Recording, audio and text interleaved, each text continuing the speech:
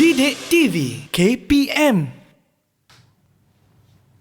Hello, hai, Assalamualaikum adik-adik sedang menonton Teroka di Didik TV KPM sekarang ini bersama dengan Kak Eli Arifin di sini dan juga cikgu yang handsome hari ini pakai baju warna purple.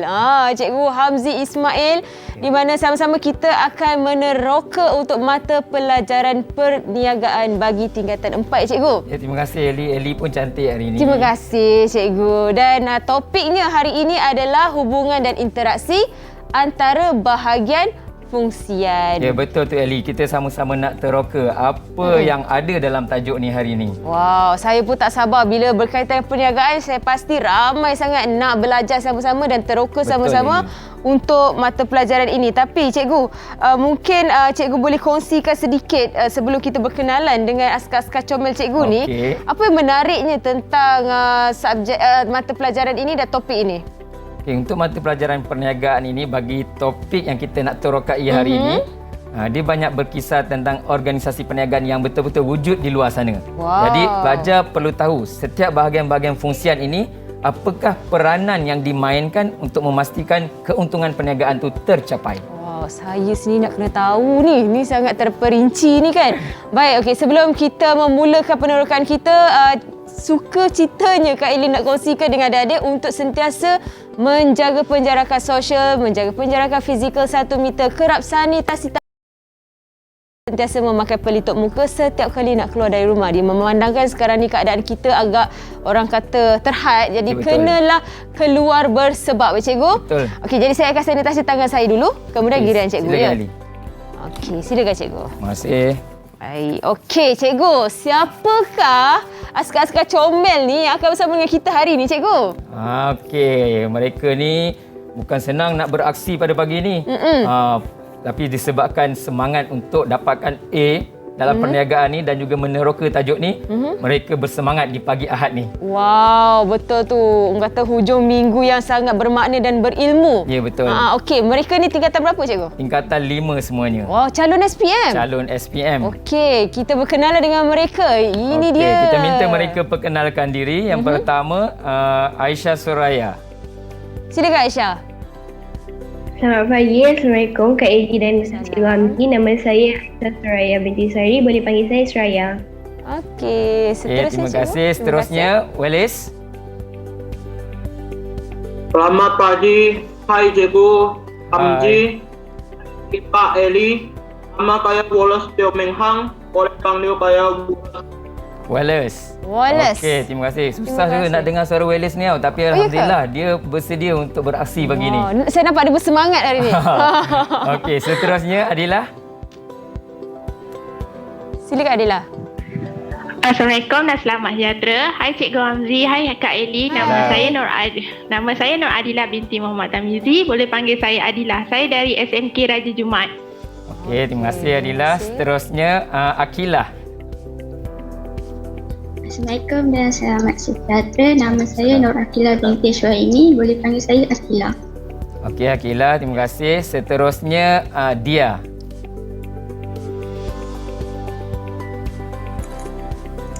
Hai, Assalamualaikum dan selamat sejahtera. Hai Cikgu, hai Kak Eli. Nama saya Dia Nurmizati Dini binti Hendra Suryadi Putra, boleh panggil saya Dia.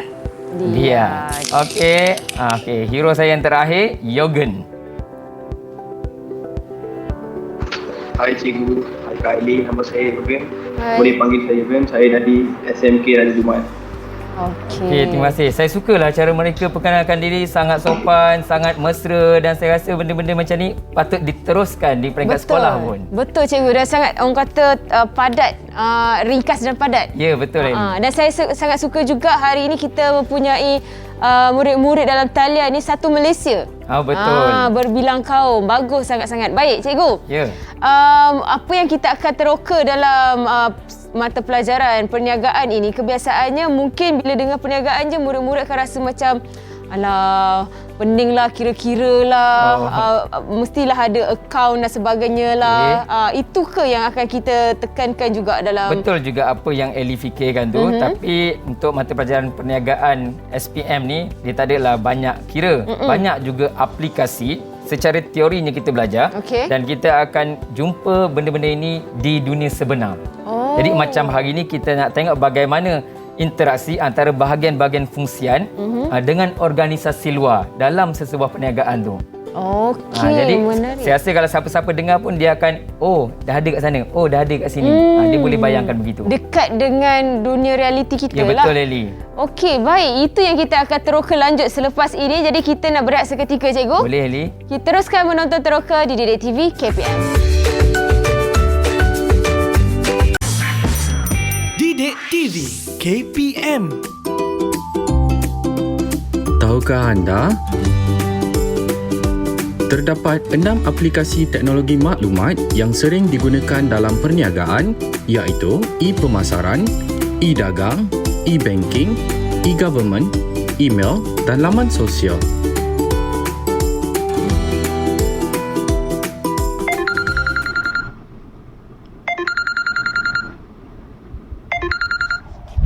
Hello, Double H Group. Cik Hanis bercakap. Ui, pengurus jualan baharu Pasaraya Trillion.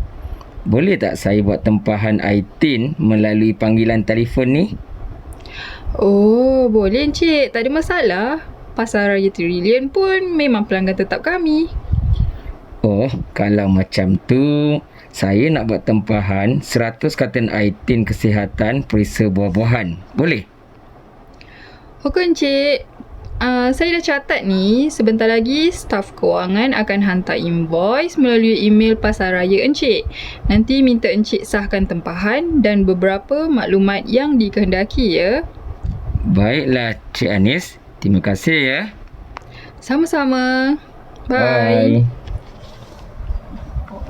Kembali di Teroka di Didik TV KPM bersama Kak Eli Arifin di sini dan juga Cikgu Hamzi untuk sama-sama kita meneroka mata pelajaran perniagaan bagi topik hubungan dan interaksi antara bahagian fungsian. Tapi Cikgu, saya ada soalan. Ya Eli.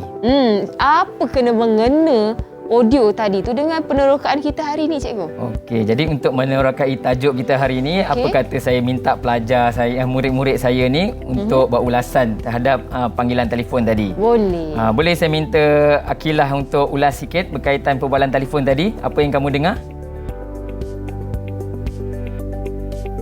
Saya mendengar perbualan telefon tentang tempahan IT antara pihak pasaraya dan pengeluar IT. Okey, terima kasih. Maksudnya dia boleh dengar dengan baiklah suara perbualan telefon tu tadi. Jadi untuk mata pelajaran ni yang kita nak teroka yang pertama sekali, bagaimana maklumat dalam perniagaan tu disampaikan antara peniaga dengan organisasi luar yang lain. Okey. Jadi kalau perasan tadi dalam perbualan telefon tu, walaupun dah buat tempahan, kita dapat dengar yang Cik Anis tu bagi tahu dia akan hantar email. Hantar email tu untuk buat pengesahan. Kan dah order, dah buat tempahan, tapi still kena buat pengesahan terhadap apa yang ditempah lah. Jadi kenapa kena buat macam tu? Ili kita suruh pelajar jawab lagi. Boleh, murid-murid mesti pandai ni, tahu dah. Okey, Suraya, kenapa kena sahkan tempahan tersebut melalui email? Sedangkan dia dah buat tempahan telefon tadi. So, dia nak memastikan tempahan yang dibuat tu tepat seperti apa yang diminta. Dan kadang-kadang dia takut orang tu macam prank call dia ke apa. So, dia nak pastikan betul-betul lah yang dia memang betul-betul nak buat tempahan. Okay. Maksudnya takut kena scam lah. Takut orang mengaku yang dia daripada Pasaraya Trillion buat tempahan, kemudian hantar tiba-tiba kata tak ada kan. Jadi itu yang berlaku dalam komunikasi untuk pastikan komunikasi itu dapat disampaikan dengan berkesan. Ada beberapa prosedur yang perlu dipatuhi lah. Bukan senang-senang kita terima order begitu kan. Betul. Jadi untuk ni pelajar tingkatan 5 saya, tajuk ni kita dah belajar tahun lepas lah untuk tingkatan 4. Jadi saya nak tanya, ingat lagi tak tajuk aliran maklumat ni berkaitan apa sebenarnya? Ada siapa ingat? Cikgu. Dia. Ni bukan yang ada encode dengan decode tu ke? Okey, tajuk encode decode. Mana dia jelas lah tu. Okey, apa benda pula encode decode ni, Cikgu? Okey, Kak Eli dah tanya encode decode tu apa. Kita jawab soalan Kak Eli ni. Kita tengok dulu sebab dia tadi dia dah ingat berkaitan encode decode. So berkaitan perbualan telefon tu. Sini saya dah bawakan barang-barang props ni yang saya buat ni. Okay, saya buat sendiri ni. Jadi apa kata dia tolong susunkan sebab berkaitan maklumat yang nak disampaikan, kita mesti tunjukkan aliran yang betul. Okey. Supaya jawapan tu tepatlah. Okey, dia boleh bagi tahu saya susunan bagaimana aliran maklumat tu dalam proses komunikasi. Boleh. Okey, mana dulu kita nak letak mula-mula? Encik Joey sebagai penghantar. Mana Encik Zoe tu? Yang ni ke? Yang lelaki tu lah. Oh, yang lelaki ni, tu. okey. Jadi, nak letak kat mana ni? Okay, Ellie letak sini first. Okey, saya letak dekat sini dulu. Okey, jadi Kemudian. Encik Zoe ni siapa? Dia ni siapa? Penghantar. Oh, penghantar. Okey, kita ambil yang penghantar ni, kita letak kat sini Okey, penghantar. Okey. Okay, betul. Okey, seterusnya Encode. encode. Cuba tengok yang pasu tu mana encode. Encode. Okey, ni. Okey, encode. Encode. Okey, seterusnya Saluran. okey, saluran. Apa saluran dia gunakan tadi? Oh. Macam ni ke? Dia guna saluran apa? Call. Telefon. Dia dah tak Panggilan tahu. ke, cikgu? Panggilan telefon. tadi kata panggilan. Dia cakap kontak tadi kan? Okey. Panggilan telefon. Okey, betul tu. Betul lah, kontak tu betul juga okey, cikgu. Tapi betul. bahasa Inggeris. Oh, okey. Okey, expert lah dia orang ni. Okey, seterusnya. Decode. Okey, decode Ellie. Dekod. Okey, decode. Okey. Kemudian penerima. Penerima. Okey, penerima. Anis. Oh, penerima Cik Anis. Penerima. Okey, penerima yang tu dulu. Penerima Okey. cikgu. Okey, Ellie letak kat atas. Ni Cik Anis ni. Cik Anis. Okey, ada tinggal satu lagi tu apa Ellie? Lain rupa Cik Anis ni. Lepas tu? Memberi maklum balas. Memberi maklum balas ni siapa? Kak Eli. Siapa beri Okey. maklum balas dia? Siapa? Siapa yang terima? Cik Anis. Cik Anis. So dekat sini juga? Tambah kat bawah lah pula. Dia ni kat atas semua kan? Penuh dah muka Cik Anis ni. Okey. Okey, saya letak kat sini lah. Okay, jadi untuk pastikan adakah jawapan yang dia bagi ni betul, kita tengok pada paparan slide saya ni. Okey. Okey, ini seperti mana yang ada dalam buku teks perniagaan muka surat 209 tingkatan 4. Okey. Jadi adalah penghantar, encode, saluran, decode dan juga penerima. Dan penerima tu memberi maklum balas terhadap apa yang disampaikan lah. Okey, tadi Kak Ellie tanya, encode, decode ni apa? Ada siapa-siapa boleh bagi tahu saya? Saya cikgu. Okey, Adilah. Encode ni macam olahan maklumat yang cuba disampaikan oleh Encik Zoe kepada Encik Anis bahawa Encik Zoe ingin menempah item berperisa sebanyak 100 karton. Okey, 100 karton tu. Decode pula kefahaman maklumat Cik Anis mengenai tempahan item berperisa sebanyak 100 karton yang diminta oleh Encik Zoe tadi. Okey. Betul ke, cikgu? Okey, dengan kata mudah. Okey, terima kasih Adila. Dengan kata mudahnya, encode ni, jadi pelajar biasa keliru encode decode. Sebab dia betul. ingatnya encode tu ending tau. Okey. Tapi kena betulkan balik konsep tu. Okey. Encode dia mula-mula, iaitu apa yang cuba ditafsirkan oleh penyampai tentang apa yang dia nak sampaikan. Dan decode tu apa yang penerima tu dengar dan dia faham macam mana. Contoh macam ni lah Ellie. Kalau Ellie duduk kat rumah dengan mak ke kan, mak kata, Ellie tak apalah kau duduk je, mak tak kisah, mak ni bibik je kat rumah ni. Apa yang Ellie faham? Dia perlilah. Dia perli dia suruh Ellie buat kerja sebenarnya kan. Jadi mak tu cuba cakap, Ellie pergilah buat kerja. Itu encode. Okey. Jadi yang Ellie faham tu, alamak mak dah sawan ni dah kena buat kerja. Jadi itulah decode, mana Ellie memaham macam tu. Okey. Ada orang dia salah faham, dia kata, cantik mak Dan buat kojo semua. Nogoi 9 Bunyi keluar Nogoi dah. 9 kan. Jadi kata dia duduk relax ke. Kau tak faham mak perli-perli. Jadi situasi tu kadang-kadang encode decode ni dia gunakan bahasa yang sukar difahami. Okey. Jadi kadang kita kena tanya apa maksud sebenarnya. Okey. Tapi dalam konteks perniagaan ni, saluran komunikasi ni digunakan direct. Cakap terus melalui panggilan telefon tadi. So selain daripada komunikasi melalui panggilan telefon, kita boleh tengok tadi ada maklum balas melalui email. Okey. Lagi apa lagi komunikasi yang boleh kita gunakan Ellie? Email, telefon, kita ada telefon dengan aplikasi telefon aplikasi itu samalah kan cikgu. Dan lagi satu gaya badan kita, memek muka, betul? betul. Cuba Ellie senyum.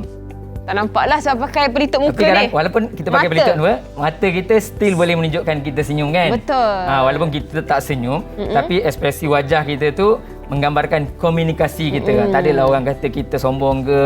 Jadi itu cara kita untuk berkomunikasi. Okey. Dalam perniagaan ni, komunikasi yang berkesan menggunakan saluran-saluran yang betul akan memastikan semua objektif perniagaan tu dapat dicapai dengan baiklah. Dan juga intonasi suara pun sangat penting cikgu kan? Betul, intonasi tu penting tu. Macam dalam kelas kan, kalau saya dah start tinggi suara tu, baru diam lah. Faham lah. Kalau kita cakap macam biasa tu, dia buat tak tahu je, tak apa. Kan? Okey. Garang cikgu. Cikgu bab kena tegas kalau bab ni cikgu. Betul. Saya tahulah pelajar saya kata saya garang. Saya tak adalah garang dengan dia orang ni. Saya cuma tegas je lah. Ya, tegas je. Sebab apa kita nak dia faham dalam konsep proses aliran maklumat ini melalui proses komunikasi yang baik. Okey. Sebab dia melibatkan organisasi luar. Jadi pelajar-pelajar dah boleh murid-murid boleh meneroka bagaimana situasi ini melibatkan bahagian fungsian dengan organisasi luar. Okey. Okey. Baik. Jadi selesailah satu tajuk yang pertama ni, Li. Okey, selesai satu alhamdulillah. Kita nak terus tajuk yang berikutnya. Tajuk yang berikutnya ni masih dalam hubungan dan interaksi ni, tapi apabila sudah buat tempahan maklumat, tempahan barang ni, kita nak tengok bagaimana barang-barang tersebut dihasilkan dan bagaimana aliran barang itu boleh sampai kepada pengguna. Okey. Okey, jadi pelajar semua dah bersedia Okey, kita teruskan. Okey, apabila barang-barang tu dah ditempah, dia ada proses aliran. Maksudnya bila sebut aliran ni, kita mesti ikut dia punya flow lah. Dia punya aliran kan. Tak boleh salah lah. Kalau salah, lah. Okey, ikut berurutan lah.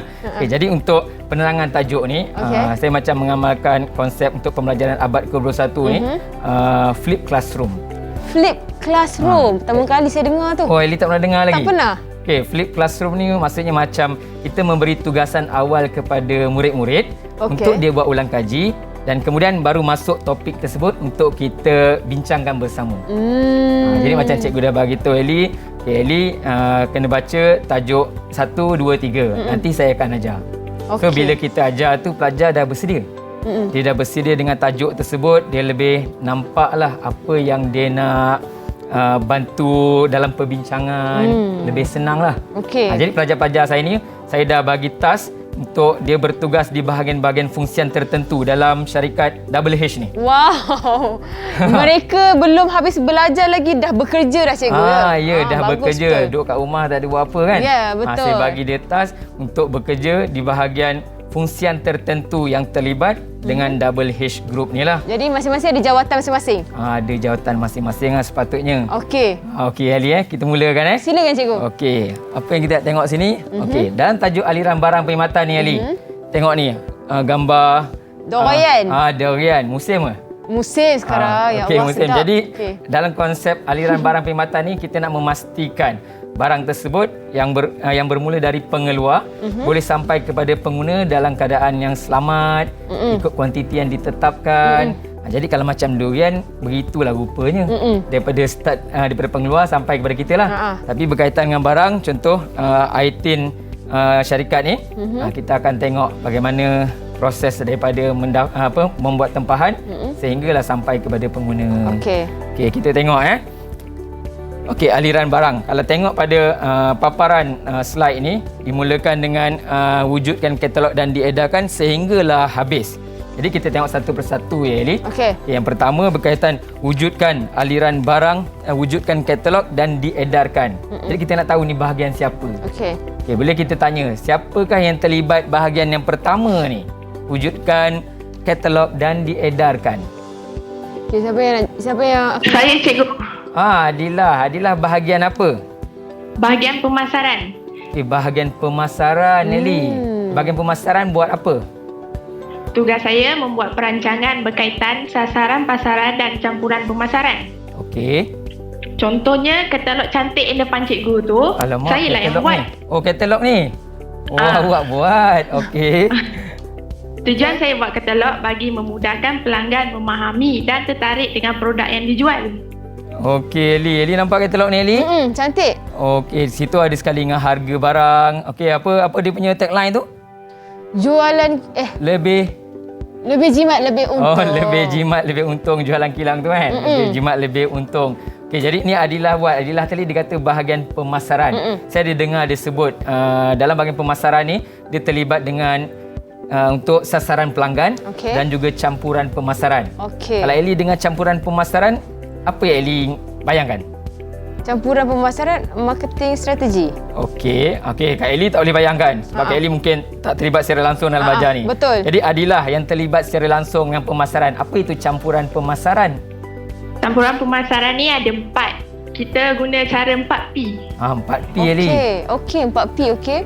Apa dia? Price, product, place, promotion. Wow, okey. So apabila kita bertugas di bahagian fungsian pemasaran ni, kita secara langsungnya terlibat dengan 4P ni. Okey. Sebab campuran pemasaran ni memang soalan yang common yang biasa ditanya untuk pelajar-pelajar murid-murid perniagaan ni. Okey. Jadi bahagian fungsian ni terlibat menentukan produk apa yang dia nak keluarkan mengikut kehendak pengguna. Okey, seperti yang nak dikeluarkan ni lah. Kemudian dia kena tentukan harga yang berpatutan sesuai dengan kualiti dia. Dan yang ketiga berkaitan promosi. Bagaimana dia nak promosi? Salah satunya dia wujudkan katalog ni lah untuk diedarkan, dan seterusnya pengagihan. Bagaimana barang ini boleh sampai kepada pengguna. Kena fikir tu Ellie, macam mana barang ni boleh macam situasi sekarang kan, bagaimana kita nak sampaikan kepada pengguna. Tak adalah pengguna masih tertunggu-tunggu. Ya, betul, dan mungkin itu juga wujudnya strategi pemasaran yang macam Ellie cakap tadi lah. Ya, betul Ellie. Strategi yang betul lah. Ellie punya strategi pemasaran tu termasuk jugalah dalam campuran pemasaran tu. Baik. Jadi yang pertama wujudkan katalog dan diedarkan. Seterusnya penerimaan pesanan. Penerimaan pesanan ni siapa? Sama juga ke? Saya. Oh, Adilah juga. Adilah bahagian fungsian apa ni penerimaan pesanan ni? Jualan. Oh, bahagian fungsian jualan. So bahagian fungsian jualan buat apa? Bahagian fungsian jualan akan menerima semua pesanan daripada pembeli.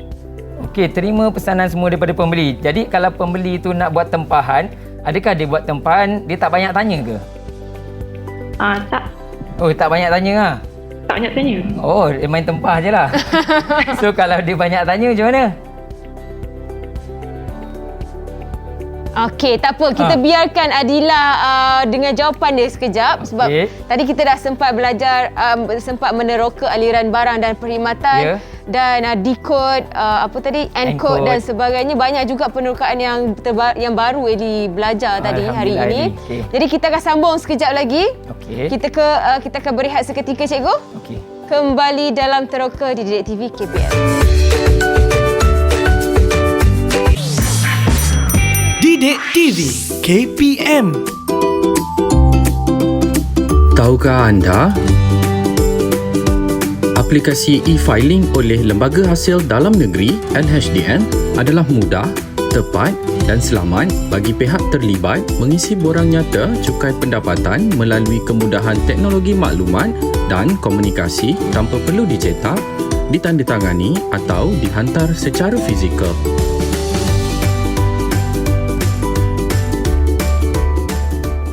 Murid-murid masuk ke kelas sekarang sebab kita nak memulakan penerokaan kita untuk mata pelajaran perniagaan. Bagi topiknya, hubungan interaksi antara bahagian fungsian dengan organisasi luar. Okey, terima kasih cikgu. Ini dia Cikgu Hamzi yang akan sama-sama sambung mengajar kita pada hari ini bersama dengan murid-murid dalam talian daripada Sekolah Menengah Kebangsaan Raja Jumaat Port Dickson. Ya, tadi kita berhenti pada Adilah tadi. Saya tanya dia kalau duduk di bahagian fungsian jualan, pelanggan yang minta order, minta tempahan, ada banyak tanya tak? Ada banyak soalan tak? Adilah? Silakan Adilah. Dia orang akan banyak tanya. Okey, banyak tanya tu boleh ke kamu jawab semua?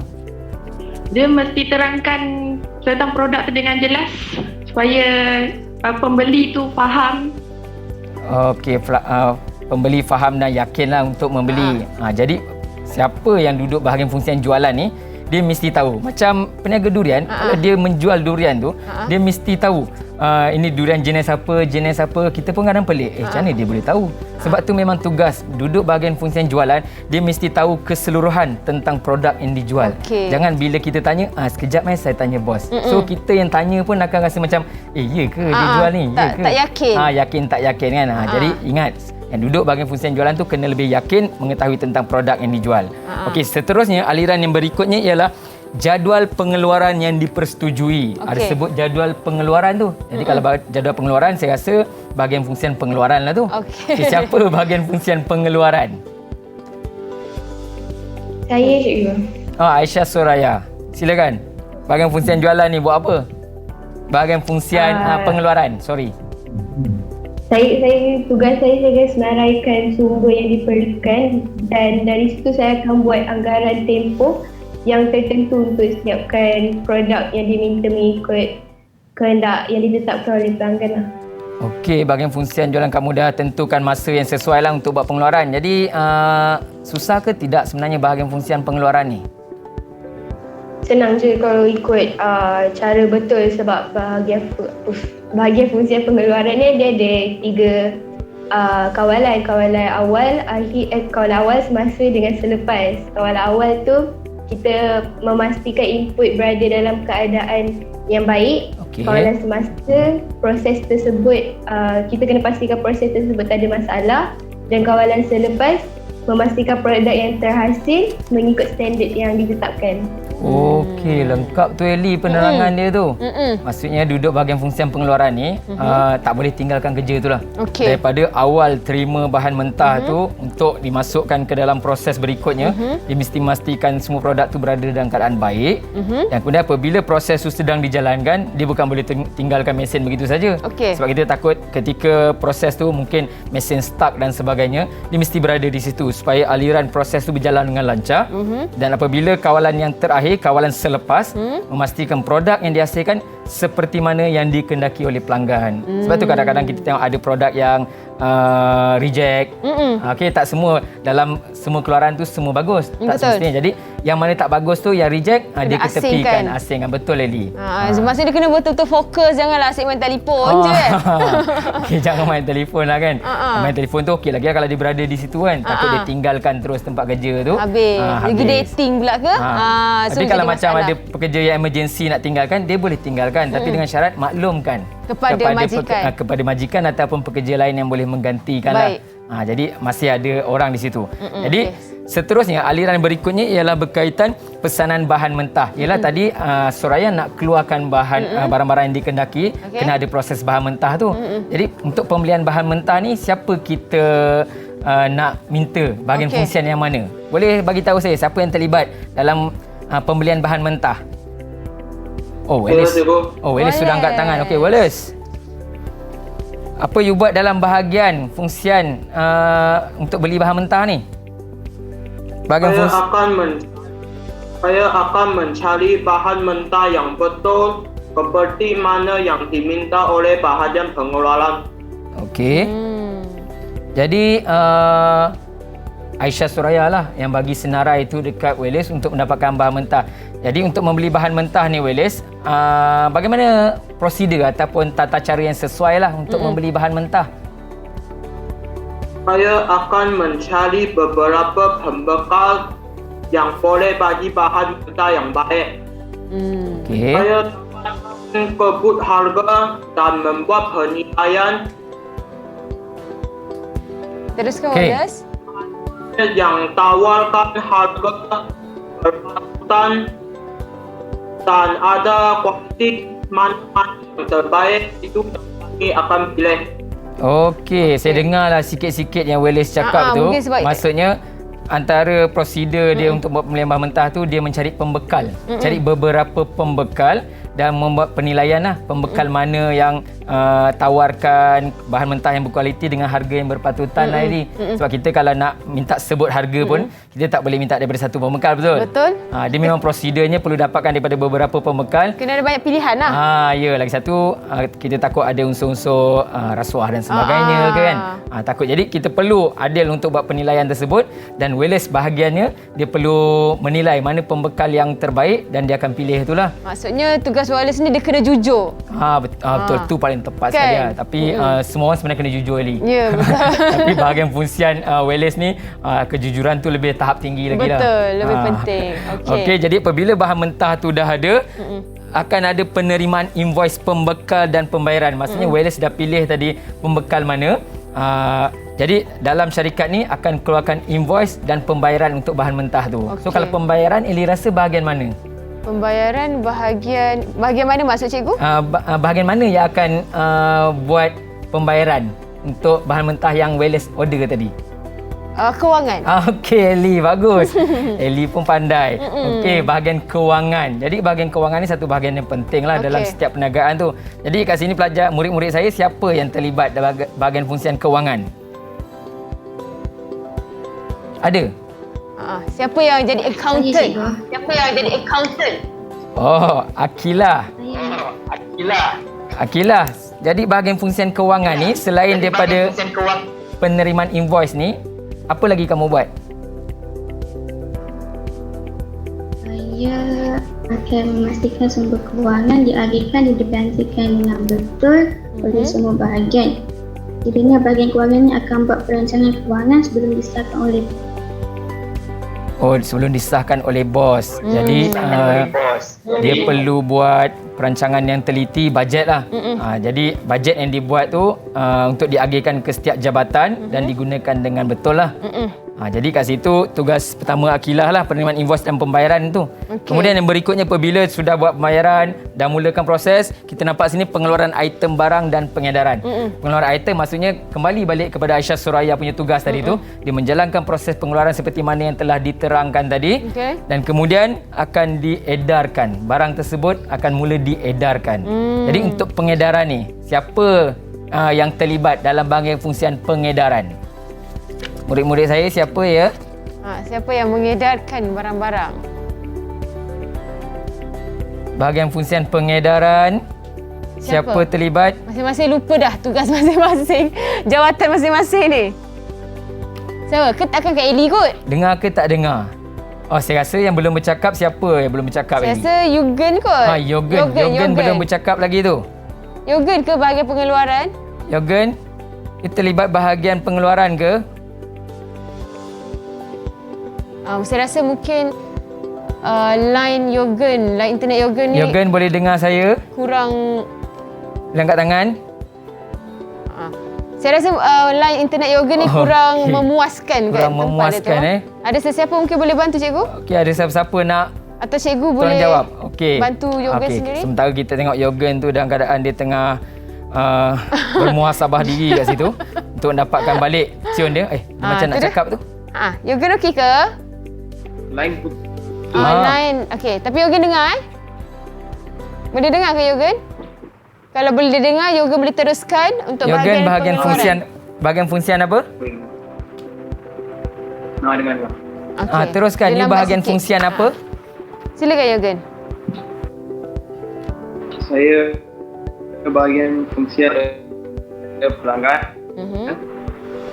Dengan selamat, semua produk yang ini kami akan periksa dan sudut kuantiti jenis produk yang diminta dan masa yang diminta untuk penghantaran dibuat. Dan saya juga boleh telah membuat jadual pergerakan lori supaya semua bekalan dihantar dengan selamat dan cepat pada masa mengikut kawasan. Okey, Li. Dia bahagian fungsian pengagihan. Maksudnya dia sediakan jadual penghantaran, jadual lori bergerak untuk hantar barang-barang tersebut kepada pelanggan lah, Li. Tapi ada dokumen apa-apa yang diperlukan ke Yugen? Yugen? Apa Yugen? Ada Kak, kami bawa invoice. Invoice. Dia bawa invoice. Jadi invoice tu dikeluarkan oleh... Okey, terima kasih Yugen. Bahagian fungsian kewangan lah. Akilah dah sediakan invoice yang mungkin dibawa oleh Yogen lah untuk diserahkan. Adakah pembayaran tu dibuat kepada Yogen dengan kawan-kawan yang terlibat dalam pengagihan ataupun ada cara lain pembayaran? So kita tanya Akilah lah, bagaimana pembayaran tu dibuat pula untuk Akilah. Ni yang terakhir sekali lah ni. Penghantaran invoice kepada pembeli dan penerimaan bayaran tu Akilah. Okey, silakan Akilah. Jika pembayaran melalui cek, boleh je serah kepada penghantar tadi. Cuma kalau tunai, saya akan minta mereka buat pembayaran melalui mesin tunai atau boleh buat pindahan ke dalam akaun melalui e-banking. Baik. Okey. Cikgu, kita akan sambung sedikit lagi selepas ini. Boleh Cikgu? Okey, boleh. Selepas orang kata pengulasan daripada Akilah, kita dah dengar pada ulasan daripada Cikgu juga. Dan kita kembali selepas ini di Teroka di Didik TV KPM. Jangan ke mana-mana.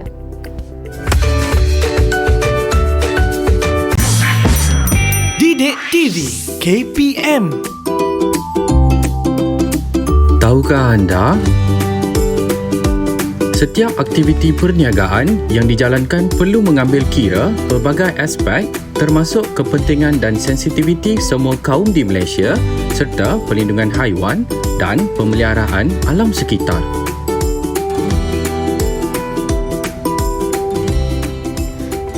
Kembali di Teroka di Didik TV KPM bersama Kak Eli dan juga Cikgu Hamzi yang sedang sama-sama meneroka untuk mata pelajaran perniagaan. Tadi kita ada ulas sedikit berkenaan dengan aliran barang dan perkhidmatan daripada murid-murid cikgu iaitu Akilah. Untuk tadi, yang terakhir sekali ni cikgu kan? Okey, tadi Akilah sebut berkaitan penerimaan pembayaran. Pembayaran tu kalau dibuat secara cek, bolehlah hantar kepada bahagian fungsi pengagihan yang datang tu. Sebab cek dia boleh balik kepada syarikat dan pulangkan ke bahagian fungsi kewangan. Tapi kalau dia nak buat pembayaran secara cash, Akilah kata dia akan galakkan penggunaan invoice. Bukan, pembayaran tu melalui cash deposit machine. Okey, mesin deposit tunai ataupun dia boleh transfer ataupun pindahkan melalui akaun lah, melalui perkhidmatan e-banking. Okey. Jadi keseluruhannya tentang aliran barang perkhidmatan ni, kita dapat tengok lebih kurang ada 6 bahagian fungsian yang dalam tulisan saya warna hitam, kotak hitam ni. Bahagian fungsian ini terlibat untuk menghasilkan keluaran-keluaran barang yang telah ditetapkan lah. Jadi kita nampak tadi hampir semua pelajar saya tu adalah bahagian fungsiannya. Adakah yang tak bercakap, Eli? Ada cikgu, saya perasan dia seorang tak bercakap ni. Oh, dia tak ada bahagian fungsian tapi saya ada soalan untuk dia. Okey, cuba tanya dia. Okey, dia Kak Eli nak tanya sebabkan sekarang ini kan bila kita nak membeli barangan terutamanya di dalam talian secara terus dalam talian ni, kita nak tahu jugalah bagaimana kita nak mengetahui tentang status penghantaran barang tersebut tu. Okey, dia faham tak soalan Kak Eli? Faham tak? Kak Eli soalan macam profesor sikit, so dia berbelit-belit. Kak Eli, Eli pula dia. Dia, okey ke? Selamat apa tu? Mungkin line memang tak berapa nak cantik cikgu. Oh, hilang dah terus dia. Mungkin kawan-kawan lain boleh bantu atau bagaimana cikgu? Cikgu sendiri nak bantu? Dia okey. Okey ke dia? Tak okey. Dia muka macam pelakon dah. Okey. Okey. Dia suka betul lah tu. Dia dengar lah tu. Silakan dia. Okey, kita boleh cek melalui mana-mana aplikasi e-dagang yang ada. So nanti ada status penghantaran, dekat situlah kita boleh tengok barang tu dekat mana and bila kita boleh dapat.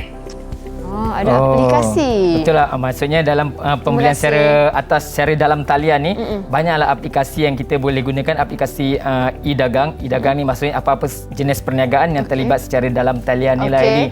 Jadi kita boleh cek status penghantaran kita tu dah berada di mana dan bila kita boleh terima lah apa yang barang dia cakap tadi tu. Betul. Sekarang ni semua di hujung jari, mudah. Betul. Kita kena gunakan kelebihan yang ada tu. Betul. Okey cikgu, dia dah setelah pelbagai topik telah kita kupas dan teroka pada hari ini, secara keseluruhannya apa yang cikgu boleh rumuskan tentang pembelajaran kita dan penerokaan kita? Okey Eli. Jadi daripada awal kita bersiaran berkaitan aliran maklumat dan juga aliran barang dan perkhidmatan, boleh tengok kepentingan kita berinteraksi antara bahagian fungsian ni dengan organisasi lain. Pelajar perlu faham setiap bahagian tu apakah tujuan dan peranannya, kemudian mengaitkan peranan-peranan mereka ini dengan situasi. Kita tengok pada slide yang saya pamerkan ini, mewujudkan jaringan perniagaan, mengukuhkan perniagaan, menjalin kerjasama strategik, menambah sumber perniagaan.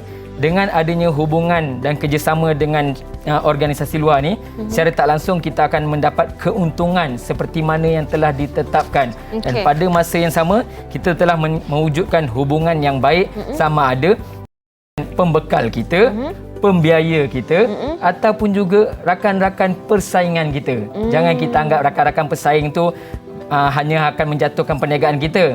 Kita kena ingat rakan-rakan pesaing tu juga sentiasa menggalakkan kita untuk lebih maju daripada dia. So betul. Kita akan struggle dengan lebih lagi lah berbanding pesaing kita. Jadi itulah keseluruhannya pelajar perlu faham tentang aliran maklumat dan juga aliran barang ini. Pastikan bahagian fungsian itu diletakkan di tempat yang betul untuk memastikan keluaran itu berkualiti dan mengikut kehendak pengguna. Okey, cikgu, mungkin cikgu nak minta salah seorang daripada murid kita, dalam talian kita ni untuk rumuskan dengan apa yang mereka telah faham terhadap penerokaan kita hari ini. Okey, siapa-siapa yang boleh bagi tahu saya apakah yang kita belajar hari ini? Apa yang kita teroka hari ini? Saya rasa saya nak macam pilih, boleh tak cikgu? Cubalah pilih. Wallace okey tak Wallace? Wallace, apa kita belajar hari ini? Apa yang Wallace belajar dah faham pada hari ini? Silakan. Hari ini kami belajar bahagian fungsian dan interaksi perniagaan. Jadi bahagian fungsian tu, Wallace ingat ke semuanya ada berapa?